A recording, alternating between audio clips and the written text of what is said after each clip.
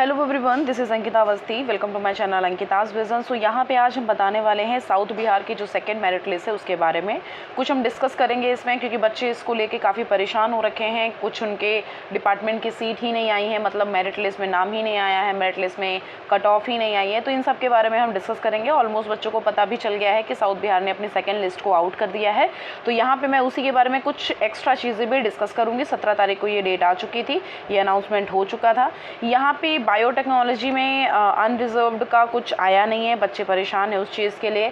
तो बेटो अगर यहाँ पे ये लिखा हुआ है, अगर ये लाइन लिखी बनी हुई है, इसका मतलब ये है कि जितनी सीट्स हैं, जितनी सीट्स इसमें थी उतनी सीट्स पहले आ चुकी हैं। और इन केस कभी कभी ऐसी भी कंडीशन होती है कि अगर सेकंड में नहीं आता है तो ये हो जाता है कि थर्ड लिस्ट अगर आती है या थर्ड लिस्ट नहीं आती है तो अदर लिस्ट निकाली जाती है, स्पॉट राउंड की या पेड सीट की, या अलग से एक लिस्ट निकाली जाती है जो कुछ सीट वैकेंट होती हैं उनके लिए।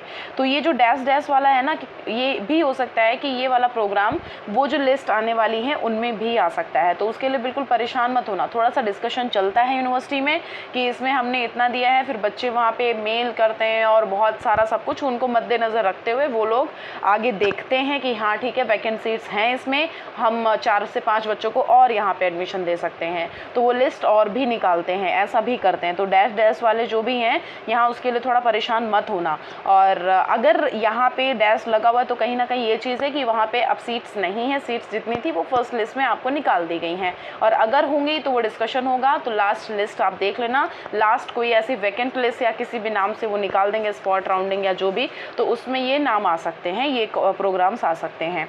फिर हम बायो इन्फॉर्मेटिक्स की बात करेंगे। बायो इन्फॉर्मेटिक्स में UR का 102 गया है, OBC का इतना गया है, SC all, ST all, EWS मतलब आप ऑल मतलब जितने आपके मार्क्स है उसके अकॉर्डिंग आप यहाँ पे फॉर्म फिल कर दो, और EWS 85।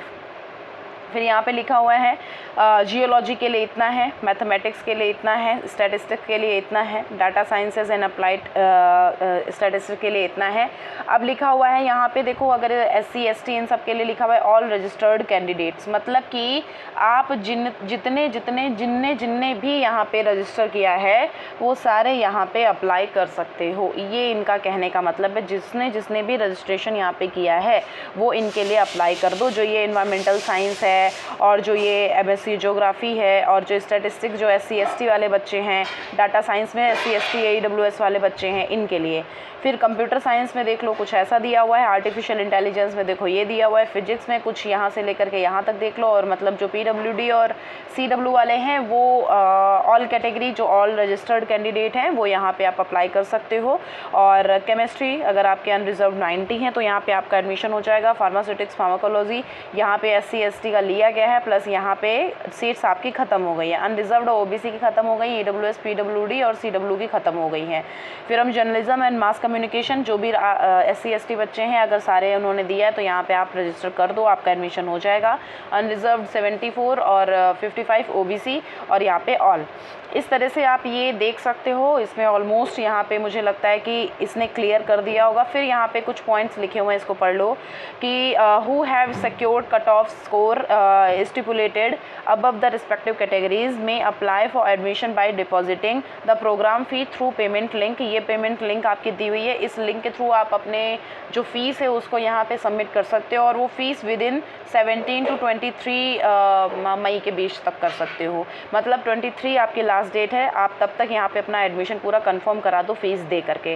Candidate are directed to follow the details instruction notifying along with the admission notification for post graduation programme for academic year issued this. मतलब ये लिखा हुआ है कि आप एक बार इसको देख लेना, जो यहाँ पे प्रोग्राम, एक बार मैं आपको जैसा बोलती हूँ ना, एडमिशन नोटिफिकेशन जो आता है, जो ब्रोचर आता है, उसको भी एक बार पढ़ के काफ़ी कुछ क्लियर कर सकते हो।